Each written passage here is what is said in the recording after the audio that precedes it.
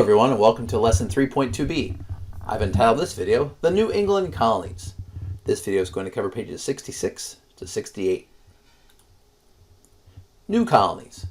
In 1629, a group of Puritans formed a Massachusetts Bay Company. They received a royal charter to establish a colony north of Plymouth.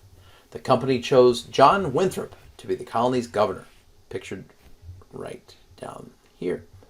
In 1630, Winthrop led about 900 men, women, and children to Massachusetts Bay. Most of them settled in a place they called Boston. More settlers followed. During the 1630s, more than 15,000 Puritans journeyed to Massachusetts to escape religious persecution and economic hard times in England. This movement of people became known as the Great Migration. And now we can answer a couple of questions. Number one, what group formed the Massachusetts Bay Colony in 1629? Puritans. Number two, who was selected to be the governor or leader of their colony? John Winthrop. Question three, what famous Massachusetts city did most of these settlers choose to live? Boston.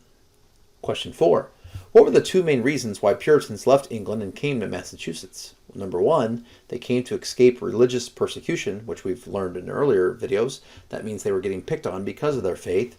And secondly, economic hard times in England. So it was tough to make a living in England, so they wanted to come to the New World and maybe have a chance at a better life. Number five, what was the Great Migration? The Great Migration was the movement of more than 15,000 Puritans that left England and came to Massachusetts to settle there. At first, Winthrop and his assistants made the colony's laws. In 1634, settlers demanded a larger role in the government.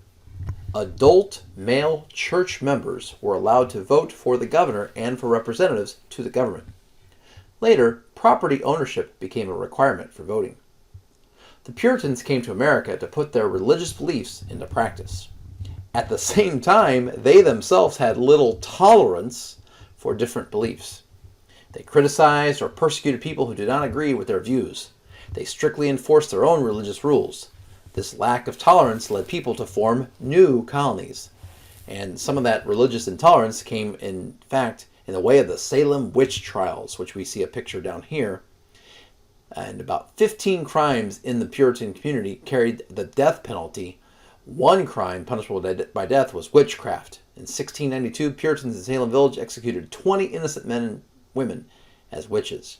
And here we see a couple of pictures of this. So that clearly shows their zero tolerance for people that were different than them, and these Salem witch trials were one of those examples of how things got out of hand. Now we can answer a couple of questions. Number six, what were a couple of requirements for voting for the governor and representatives in the Massachusetts Bay Colony? Well, you had to be an adult, you had to be male, and you had to be a church member. Eventually, later on, they would require you had to own property to be a voter as well. Question number seven. What does the word tolerance mean? Tolerance is when you accept people who are different than you. You understand that not everyone's going to be the same as you, and you're okay with that. That's tolerance. Question number eight. How did the Puritans treat people who did not agree with their views? They did not treat them well. They criticized them, sometimes they even persecuted them, and even up to killing them, as accusing them of being witches. Question 9. How important were the rules to the Puritans? Oh, rules were extremely important to the Puritans. They strictly enforced the rules and made sure that people followed them or paid the consequences. Connecticut and Rhode Island. To the west of Boston is land we now call the Connecticut River Valley. This rich land is better for farming than the stony soil around Boston. In the 1630s, colonists began to settle this area. A leader of this movement was Massachusetts minister Thomas Hooker, pictured on the right. He did not like how Winthrop and the other Puritan leaders ran the colony. In 1636, Hooker led his congregation to the Connecticut River Valley. There he founded the town of Hartford. Other nearby towns were soon established. 3 years later, these towns formed a colony called Connecticut. In 1639, they adopted a plan of government called the Fundamental Orders of Connecticut. This was the first written constitution in America. The document described the organization of representative government in detail. Like the Mayflower Compact, it reflected a belief in democratic principles. And now we can answer a couple of questions. Number 10, why did colonists begin to settle in the Connecticut River Valley? Well, it had really good land for farming.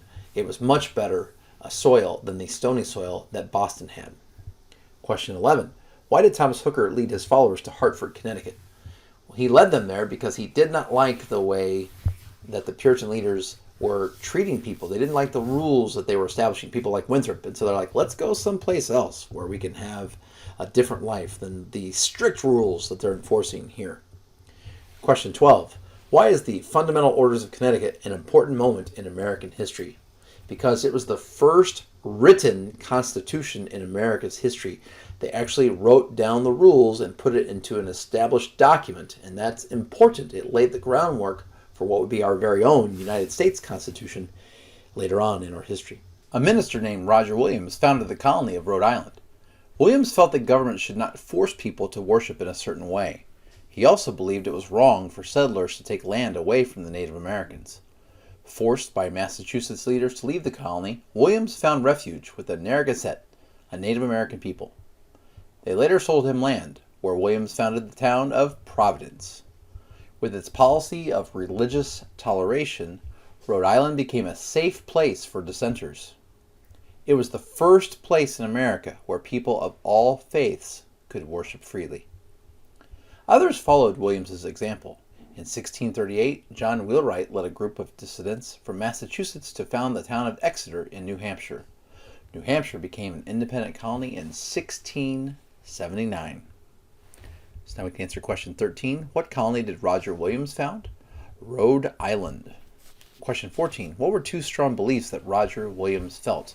Number 1, he felt that government should not force people to worship in a certain way. He believed in religious freedom. And secondly, he believed it was wrong for the settlers to take land away from the Native Americans. He believed you should have to pay them for it. You shouldn't be stealing it or taking it from them. Question 15. What is religious toleration? Religious toleration is the policy of letting other people worship as they want to worship. Question 16. Why was Rhode Island an important colony in America's early history? Well, it became a safe place for people to worship freely. So this was the first place in America where people of any faith could go and didn't have to worry about being persecuted because of the religion that they believed in. Question 17. What is the name of the last New England colony founded in 1679? New Hampshire. Conflict with Native Americans. As settlers spread across New England, they met the Native Americans who lived there, the Wampanoag, Narragansett, and other groups. Native Americans traded furs for settlers' goods, but conflicts arose. Usually settlers moved onto Native American lands without permission or payment. Throughout the colonial period, settlers and Native Americans competed fiercely for land. In 1675, Wampanoag leader Metacommet waged war against the New England colonies. Known to settlers as King Philip, Metacommet enlisted the help of other Native American groups. King Philip's war raged for 14 months. In the end, the colonists defeated Metacommet. The war destroyed the power of the Native Americans in New England. Colonial settlement expanded. Question number 18. Why did conflicts eventually occur between the Native Americans and the New England settlers? Well, it occurred because settlers would take lands and move on to them without permission or without paying. And so eventually the Native Americans got sick of it. And so both groups were fighting for resources in the land that they no longer could peacefully come to agreement. And so that caused a lot of conflict. 19. Briefly describe King Philip's War. King Philip's War was a battle between the colonists and the Native American groups who had had enough of the New England colonists moving into their lands without permission or payment. And so this battle raged on for 14 months, and in the end, eventually, the colonists did win.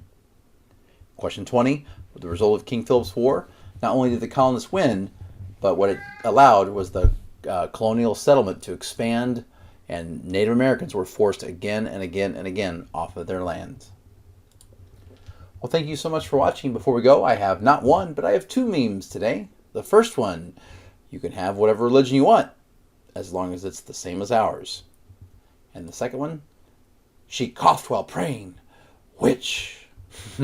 Thank you so much for watching, and have a great day.